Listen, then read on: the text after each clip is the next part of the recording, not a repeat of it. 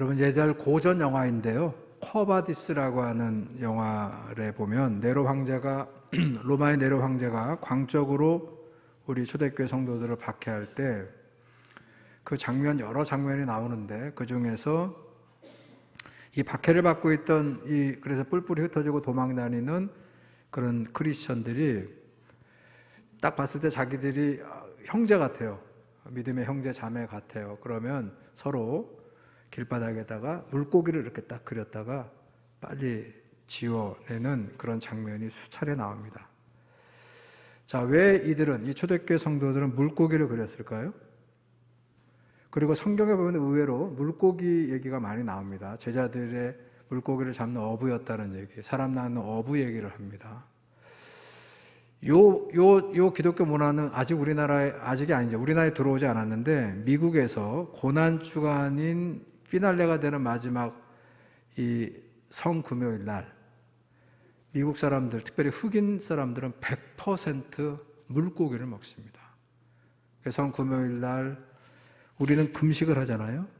근데 미국에 있는 크리스천들은 이 물고기, 어떻게든지 물고기 음식을 먹는 거죠. 이 물고기가 뭐가 상징적 의미가 있다는 것이에요.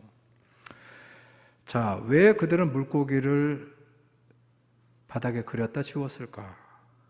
예전에도 제가 설교도 하고 우리 성경 공부 때도 말씀을 배운 걸로 기억을 하는데, 이 물고기라고 하는 헬라어 단어가 익투스가 그게 저게 물고기예요. 명사인데 우리 영어로 물고기 그러면 fish, F-I-S-H 듯이 헬라어로는 익투스입니다. 근데 초대교회가 성도들에게 신앙 고백을, 교리를 가르치지 않겠어요?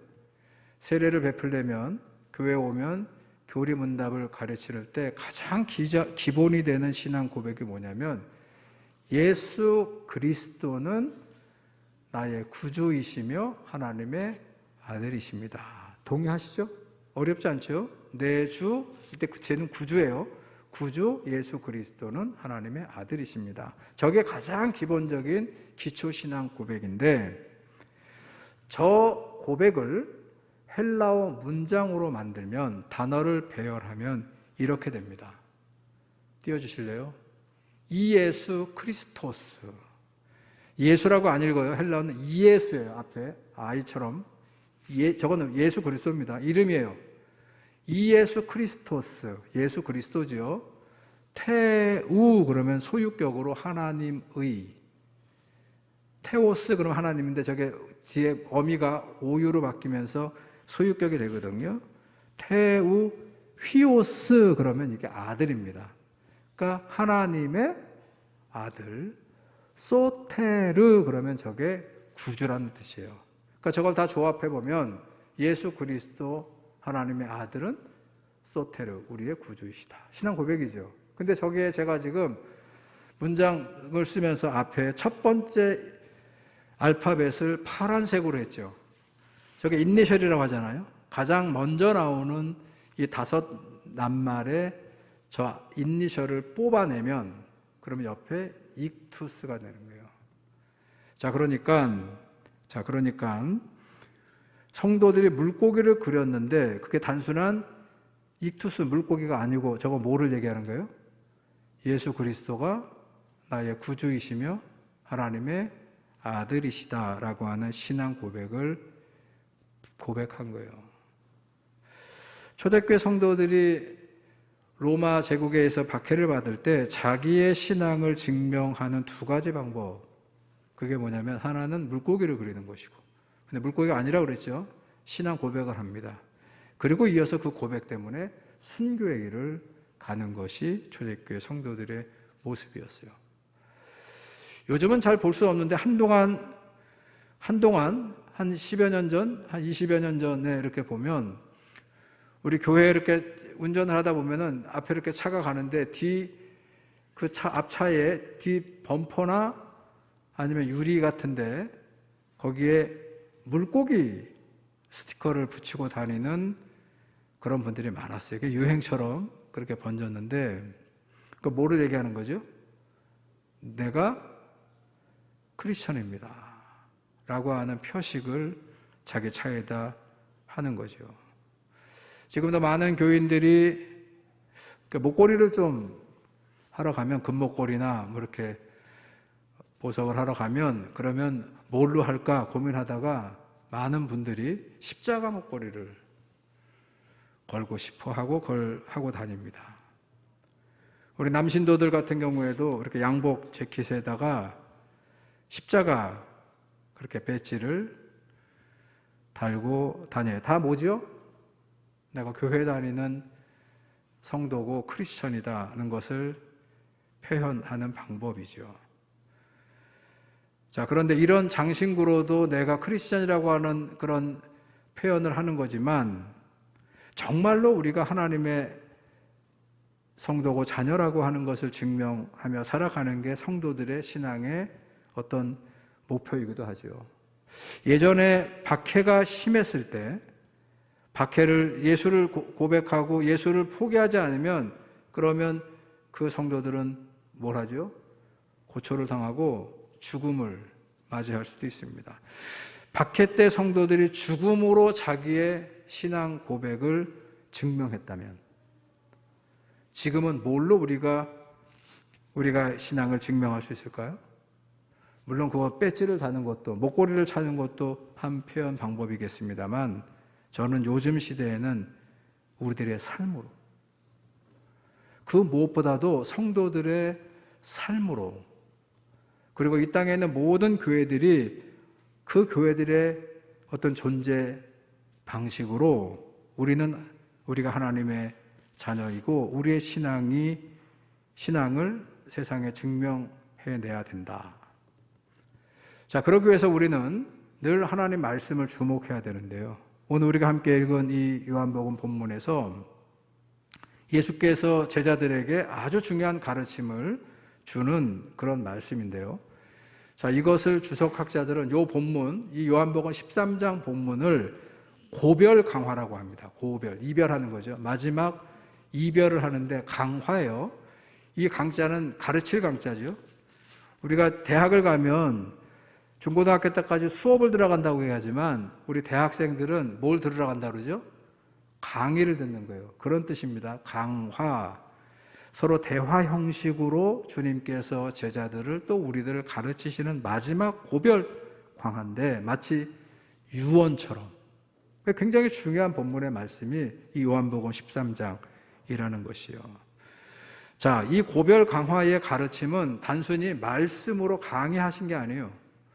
어떤 행동을 취하셨고 그 행동의 의미가 무엇인가를 설명하는 형식으로 오늘 주님은 아주 중요한 말씀을 가르치고, 우리는 그거를 지금 들어야 되는 것이죠. 여러분, 유대인들은 무엇을 하든지 어떤 것을 판단하고 결정하고 행동할 때 율법에 맞느냐, 그게 중요했어요. 율법 안에 특별히 정결법이라는 것이 있어서, 특별히 유대인들은 밖에 외출을 했다가 집에 돌아오면, 꼭 저녁이 아니더라도 항상 나갔다가 돌아오면 그 유대인들은 발을 깨끗하게 씻어야 했어요. 그건 풍습이 아닙니다. 율법의 정결례가 밖에 나갔다 온 사람은 반드시 발을 씻어야 합니다. 손님이 우리 집을 방문을 합니다. 그러면 그 주인이 그 손님의 발을 씻겨줘야 돼요. 부잣집 같은 경우에는 아예 손님이 왔을 경우에는 박대하면 안 됩니다. 유대교의 율법은 반드시 손님은 환대합니다. 대접을 합니다. 근데 그 전에 주인이 혹은 지정된 종이 그 손님의 발을 깨끗하게 닦아 드려야 됩니다. 그 율법이에요. 아내들은 하루 종일 일하고 돌아온 남편이 집에 돌아오면 가장 먼저 하는 일이 뭐냐면 남편의 발을 깨끗하게 씻겨드리고, 그리고 저녁 식사를 올려드리는 것이 당연히 아내니까 하는 게 아니고 율법이에요. 자, 유대인들은 율법을 가르칩니다. 그러면 스승이 있죠. 랍비와 그 제자들이 있는데, 제자들은 스승에게 정기적으로 스승의 발을 씻겨드리는 게 율법입니다.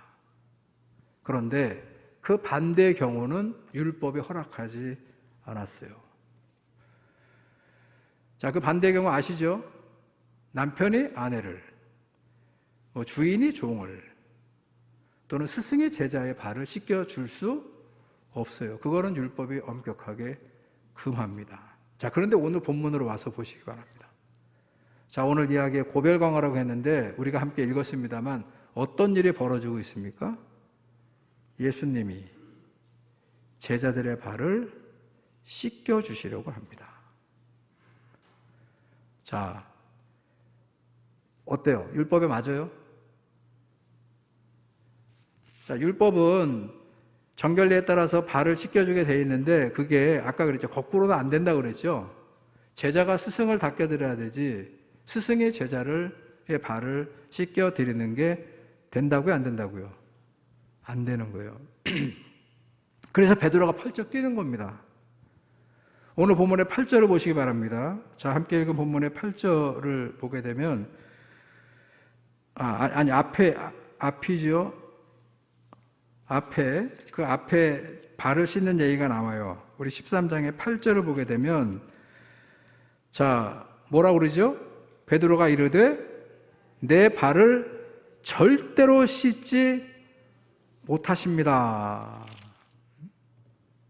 이거는 단순히 이렇게 어떻게 이런 게 아니고 율법을 어겨서는 안 됩니다. 베드로 제자가 스승한테 미안해서 하는 얘기가 아니고 유대인으로서 얘기하는 거예요.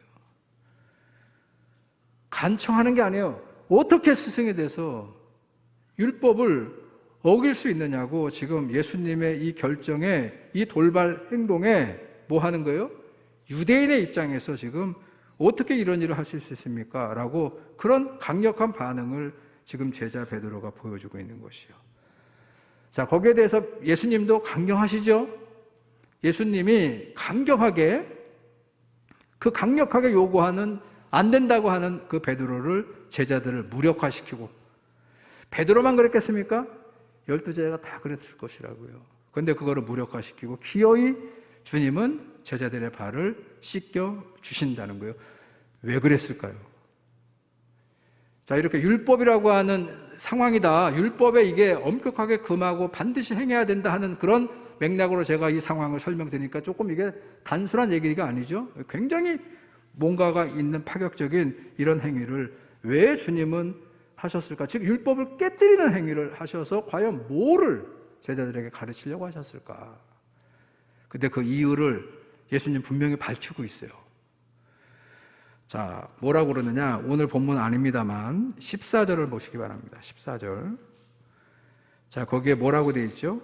안 된다고 그랬더니 주님이 강력하게 얘기하면서 내가 주와 또는 선생이 되어 너희 발을 씻겼으니, 선생과 주는 제자들의 발을 씻을 수 없어요. 종의 발을 씻어주지 않는다. 근데 내가 이렇게 행했어요. 이거는 율법을 깨뜨린 일을 행했어요. 근데 그걸 비난만 하지 말고 뭐라고 그래요? 너희도 나처럼 이렇게 씻어주는 것이 옳다. 이렇게 얘기합니다. 여러분, 성경에서 의롭다, 선하다, 이거는 무조건 하나님과 연관되어 있다는 것이.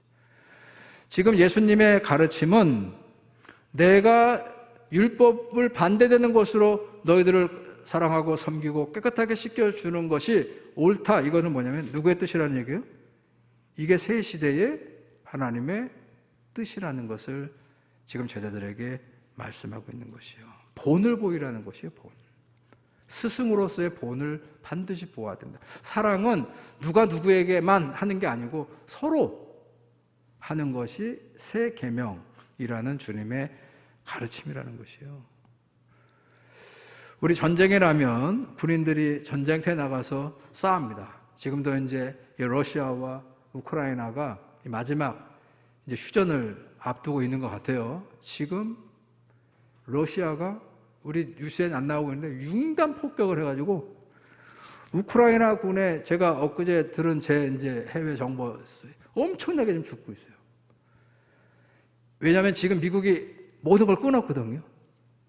그래서 이제 마지막 이 휴전을 앞두고 최대한으로 이 러시아 푸틴은 그동안 당했던 거 이런 거를 보복하는 의미에서 엄청나게 지금 미사일을 막 하루에 평소보다 한 4-5배씩 막 갖다 지금 쏟아 부으면서 지금 마지막 총 공세를 벌이면서 수도 없이 많은 지금 우크라이나 군인들이 죽고, 푸틴의 방법 하나입니다.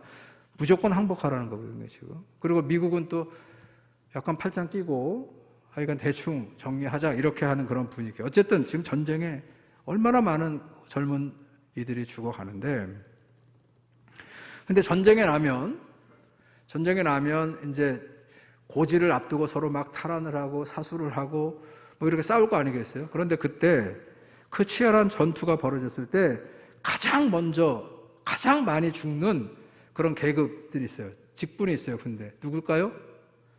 그 소대장들이에요. 소대장들. 6.25 전쟁 때도 그랬고 베트남전에서도 그렇고 우리나라뿐만 아니라 모든 군대의 전투에서 가장 많이 손실되는 게 분대장 그리고 소대장들입니다. 우리 전쟁에 보면 소대장들이 막 소대원들을 데리고 막 어떤 고지를 공격할 때 보게 되면 돌격 앞으로 그러잖아요. 그렇게 해서는 아무도 안 나갑니다. 자, 돌격 앞으로 하면서 그 명령과 동시에 소대장부터 앞으로 나가는 거예요. 분대장들이 앞으로 먼저 나가야 그 소대장들을 보면서 같이 총알이 빗발치는 분대원들이 앞을 향해 나간단 말이에요. 그렇지 않으면 그냥 그 빗발치는 그 포탄과 총알 속에 아무도 안 나가요. 일어나면 죽는데. 자, 그래서 그 소대장들이, 그 분대장들이 부하 대원들에게 자기들이 앞장서고 본을 보임으로 그 전우들이 죽어가는 걸 보면서 그때부터는 이제 뭐 자기 생각이 아니죠. 그러면서 고지를 향한 전투가 작전이 펼쳐지게 되는데 그때 소대장들의 역할이 이렇게 중요하다. 본을 보여야 된다는 것이요. 자, 오늘 본문에서 주님께서 분명히 제자들에게 계명 얘기를 하는 게 율법. 근데 그 율법이 예전에도 사랑하는 겁니다. 발을 씻어주는 거 있었습니다. 사랑을 보여주는 거 있었어요. 그런데 오늘 주님은 다른 정반대의 방법으로 이 계명을 가르치면서 이 계명을 가리켜 새 계명이라고 그렇게 말씀합니다. 오늘 본문의 34절 보세요. 이거 율법이라고 얘기하면 돼요.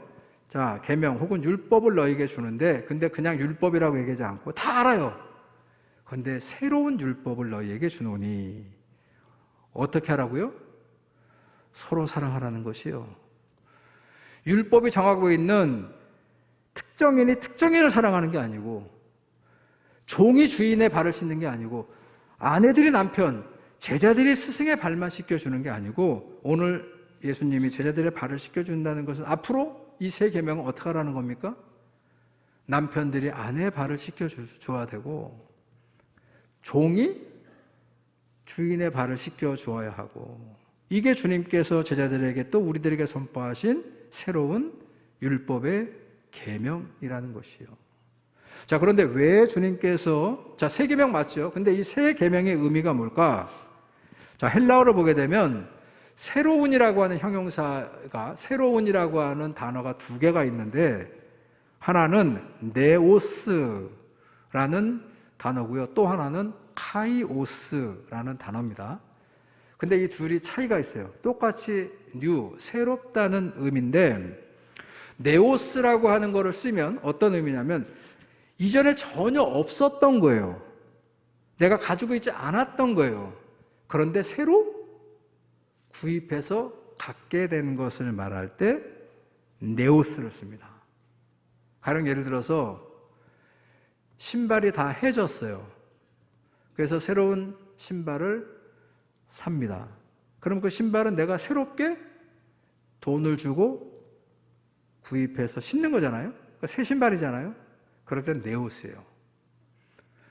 그동안 전세살이 했는데 열심히 일을 해가지고 꿈에도 소원인 아파트를 계약을 해서 다 지불을 하고 그 아파트의 소유가 내 것이 됐어요. 그 새 아파트죠. 내 새 집이 됐죠. 그때는 네오스예요. 내가 집이 없다가 새로운 집을, 새로운 신발을, 새 차, 새로운 자동차를 우리가 새롭게 구입했을 때는 네오스라는 표현을 쓰는데 카이오스는 그럼 뭐냐? 이거는 없던 게 아니라 원래 있는 거예요. 없지 않아요. 있는 겁니다. 그런데 그 있는 것에 내가 새롭게 어떤 의미를 부여하는 거예요. 좀 다르죠? 자, 카이오스는 뭐라고요? 있었어. 항상 있었는데 거기에 내가 뭔가 새로운 의미를 어떤 의도에 의해서 부여하는 그런 의미에서의 새로움이에요. 대표적으로 우리가 구랍, 연말이 되면 우리가 송구영신 예배를 드리죠. 한 해 마지막을 보내고 그리고 뭐를 맞이하죠? 새해를 맞이하고 인사도 그래서 어떻게 하죠? 새해 복 많이 받으세요. 그렇게 인사를 합니다. 그런데 새해가 정말로 전혀 없었던 그런 해예요. 작년에도 왔던 해고 재작년에도 우리가 맞이했던 한 해예요. 10년 전에도 또 앞으로도 계속해서 우리가 맞이해야 될 그런 새로운 해인데 왜 우리가 그거를 그냥 그 다음 해라고 얘기하지 않고 우리가 새해라고 얘기하느냐. 우리들은 어떤 마음으로 이 한 해를 다시 시작하는 거예요? 새로운 마음가짐으로, 새로운 다짐으로, 새로운 어떤 희망을 그 다가오는 그 해에 의미하면서 부여하면서 그런 마음가짐을 가지고 내가 다시 한번 새로운 삶을 올 한 해 살아가겠다 하는 의미에서 카이오스라고 하는 의미를 붙인단 말이에요. 예수님이 어디에서 이 카이오스를 붙였냐면 여러분 아주 대표적인 게 새 포도주는 새 부대에 담아야 하느니라. 예수님의 가르침 가운데 메타포가 굉장히 많아요. 그 진짜로 그 새 포도주를 새 부대에 담아야 된다 했을 때 그 말씀을 듣고 우리가 읽고 우리가 목사가 제가 설교를 하면서 포도주 얘기를 하면 안 된다는 얘기예요. 그럼 포도주 얘기를 하는 게 아니거든요. 가죽 부대, 뭐 새 부대, 가죽 부대로 새로 짜여진 거, 헌 부대 딸 이거 부대를 얘기하는 게 아니라는 얘기예요. 자, 새 포도주는 새 부대에 담아야 된다라고 하는 말의 의미에서 일단 포도주 얘기를 할 때 그 포도주는 어떤 의미가 있냐면 율법의 의미가 있는 거예요. 율법. 하나님 앞에 제사를 올려드릴 때 전제처럼 부어져 이런 의미가 있는 거거든요. 자, 그래서 당시에 바리새인들이 그 성전의 지도 사람들이 율법을 가지고 새로운 하나님의 시대가 도래했는데도 불구하고 예수님이 하나님 나라의 복음을 가지고 이 땅에 왔음에도 불구하고 부딪히는 게 누굽니까? 율법을 가지고 낡은 율법주의에 갇혀서 아직도 고집을 부리는 세력들이 있는 거예요. 그게 성전의 지도자들인 거죠. 여러분, 율법은 모세를 통해서 왜 주님께서 이 땅의 백성들 이스라엘에게 주셨냐면 율법의 내용을 살펴보면 어떤 의미냐면 다 배려한 거예요. 배려. 이스라엘 백성들이 죄를 지을 수밖에 없어요. 인간은 죄를 지을 수밖에 없어요. 그런데 그 죄를 씻도록 그게 제사고, 그래서 율법을 주신 목적은 너희들이 죄를 깨닫고 그 죄를 씻을 수 있는 길을 여러 제사 방법을 통해서 백성들을 위해서 내가 이런 방식으로 나한테 용서를 구하면 내가 그들을 다 용서하겠다고 주신 게 율법의 본래적 의미인데, 근데 당시의 성전 지도자들은 율법을 가지고 백성들을 용서하는 제사로 인도하는 게 아니고 율법의 조문을 가지고 이래서 너는 죄고 너는 이래서 안 되고 너는 이렇게 죄인이고, 여러분 그렇게 규정했잖아요. 그 낡은 유대 율법의 관습, 고정관념에 빠져있는 그 성전 지도자들을 향해서 주님께서 일격을 가하시고 율법의 본래적 의미를 깨닫게 해주시고 변화해야만 된다는 그런 말씀을 선포하신 그 선포가 바로 카이노스 율법을 얘기하신 것이다. 그래서 오늘도 새 계명이라고 얘기하시는 거예요. 그 율법에 전혀 다른 방식으로 접근하고 새로운 의미를 부여하면서 아예 예수님의 행동으로 보여주시는 거다. 그리고 그 의미가 무엇인가를 선포하시고 그리고 너희들도 이렇게 행하라는 것이 주님의 이 가르침의 말씀이라는 것이요. 뭐라고 말씀하셨죠? 내가 너희를 사랑한 것 같이 너희도 그렇게 서로 사랑하라. 주님은 먼저 제자들의 발을 씻겨 주셨습니다. 안 된다고. 이건 율법에 어긋납니다. 아니, 하나님 나라의 복음은 율법의 본래 의미를 가지고 제자들의 발을 씻어주는 것.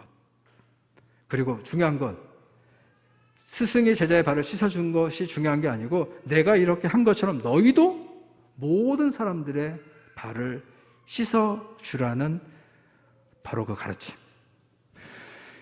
베드로가 펄쩍 뛰면서 안 된다고, 도저히 그럴 수 없다고, 제 발은 씻을 수 없다고 했을 때 슬그머니 그래? 정 내 뜻이 그렇다면 하고 우리는 그렇게 하잖아요.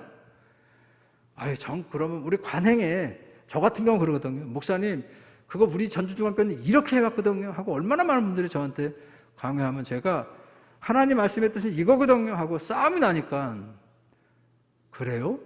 그럼 제가 어떡하죠? 아유, 뭐 죽고 살지 않은 문제면 뭐 그냥 이렇게 넘어가는데 예수님은 그렇게 하지 않으셨다는 것이에요. 오히려 예수님은 뭐라고 그러냐면 베드로가 제 발은 절대로 씻을 수 없습니다 하고 강경하게 말씀할 때 예수님은 더 단호하게 이렇게 말씀합니다. 내가 내 발을 씻겨주지 않으면 너는 나와 상관이 없다. 물러나지 않으셨다는 얘기예요. 저는 이 말씀을 묵상하면서 이런 생각을 합니다. 내가 누군가를 사랑하고 섬기고 그들의 발을 씻겨 주려면 먼저 주님으로부터 내가 씻김을 받아야 됩니다. 내 더러운 발이 예수님의 거룩한 손으로 씻겨지는 게 부담스럽잖아요. 아유, 어떻게 제가 여러분들의 발을 씻겨드린다고 그러면 제가 예전에는 했거든요. 예전에 이 대천 장로교회 한 3년 차까지는 했어요. 고난주간에 발을 씻겨드려서 발을 젊었을 때. 그러니까 제가 그냥 하겠다고 그러니까 담임 목사 하겠다 그러니까 다들 그냥 어떻게 말을 못 하는데 자꾸 얘기가 올라오는 거예요. 목사님 발까지는 좀 너무 우리 여신도들이 권사님들이 저한테 발을 내밀기가 너무 부끄러워서. 그래서 저는 성경에 그렇게 주님이 그런 부끄러움을 안고 씻겨드린 거니까 그렇게 했는데 나중에는 그게 너무 부끄럽다고 얘기가 올라오니까 손 씻겨드리는 정도로. 그러나 오늘 주님은 보시기 바랍니다. 그렇게 하셔요? 여러분, 부끄러운 또는 우리가 익숙하지 않은 것을 주님께서 행하셨을 때 그것을 우리는 맡기든가요? 기어이 우리가 했던 관행대로 그렇게 교정하고 있나요? 내 더러운 발이 예수님의 거룩한 손으로 씻겨지고 내 안에 더럽고 추한 마음이 주님의 그 복음의 말씀으로 깨끗하게 씻겨지는 경험을 해야만 우리도 누군가를 씻길 수 있고 우리도 누군가의 그 추한 마음을 이해해 줄 수 있다는 거예요. 내가 비로소 누군가를 사랑할 수 있으려면 내가 주님으로부터 그런 사랑을 경험해야만. 어떻게 사람의 인두껍을 쓰고 그런 일을 벌일 수 있어? 여러분, 그럴 수 있어요. 우리가 우리의 겉 포장만 하고 있기 때문에 우리의 속살을 다 우리가 주님 앞에 진정한 마음을 가지고 거기를 건드시고 거기를 치유하시고 거기를 깨끗게 하시는 그런 믿음의 경험을 해야만 우리도 누군가의 그 모든 것들을 공감할 수 있는 그런 마음을 경험하게 된다는 것이요.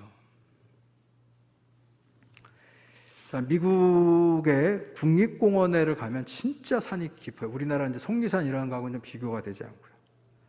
거기를 가면 지금도 야생 동물들이 출몰을 합니다. 그래서 사고도 가끔 벌어져요. 근데 대표적으로 많이 나오는 게 곰이에요, 곰. 야생 곰이 지금도 국립공원에 가면 숲속에 있다가 살아요. 그래서 거기를 몇 번 가봤는데 공원 입구부터 곳곳에 이런 편말이 붙어 있습니다. No food for bears. 곰들한테는 음식을 주지 마라. 이 편말, No food for bears라는 게 굉장히 많이 붙어 있어요. 그리고 이 얘기는 밤 한 7시쯤 되면 계속 방송에 나옵니다. 쓰레기차가 다니면서 그 국립공원 안에 있는 모든 쓰레기통을 밤 7시 이후에는 다 수거해 가요. 그리고 법이에요. 국립공원에서는 7시가 지난 이후에는 음식물 쓰레기를 버리면 안 됩니다. 그건 자기가 보관하고 있다가 다음날 아침에 버려야 됩니다. 왜 그러느냐? 야생곰들이 그 음식 냄새를 맡고 밤에 내려와서 쓰레기통을 뒤지기 때문에. 그러다가 사람을 만나면 사람을 공격하는 불상사도 가끔 발생하기 때문에.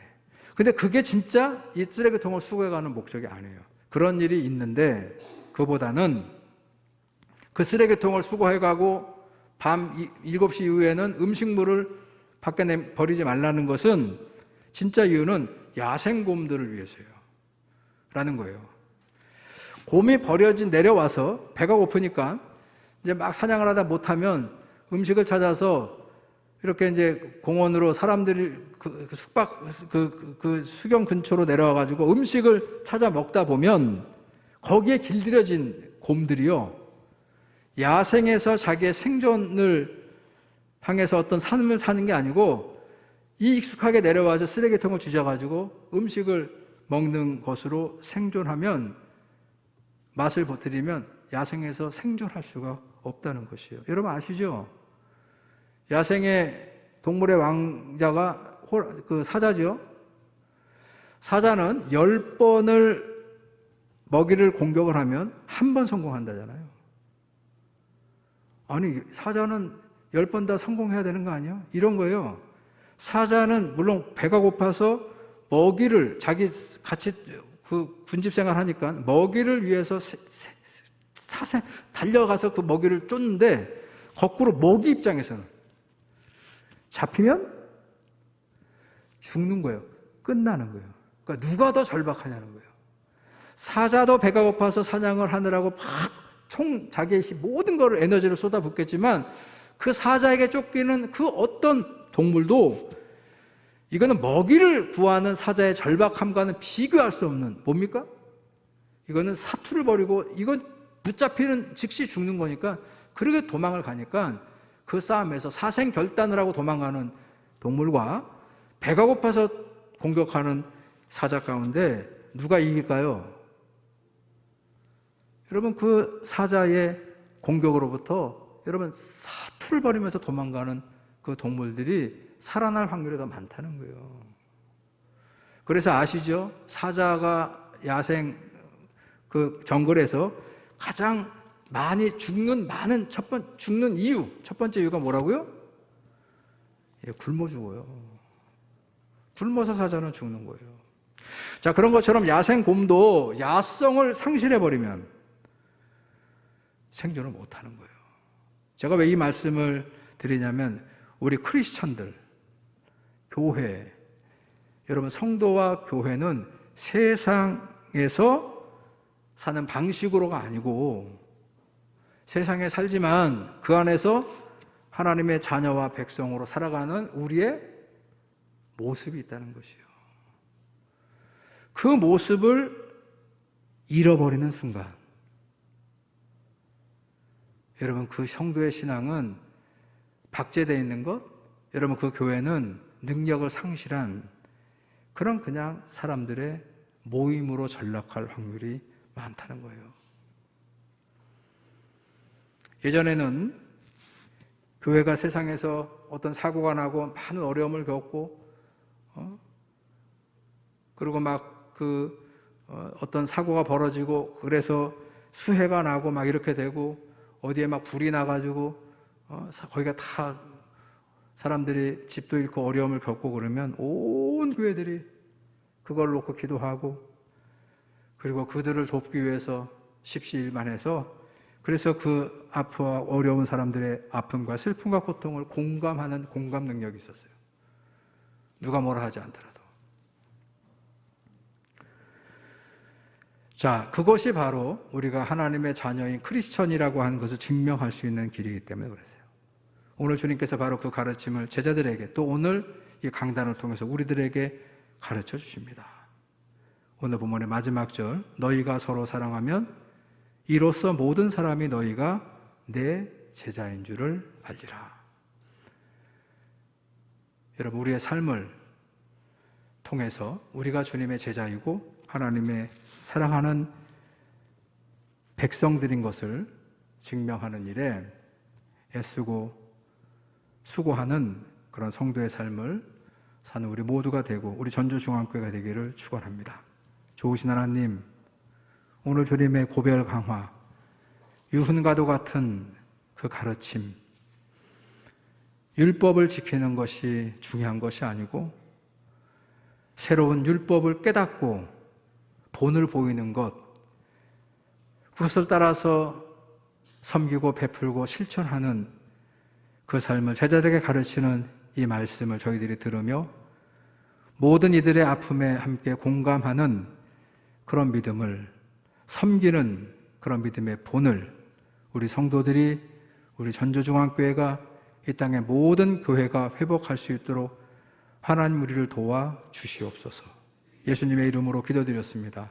아멘.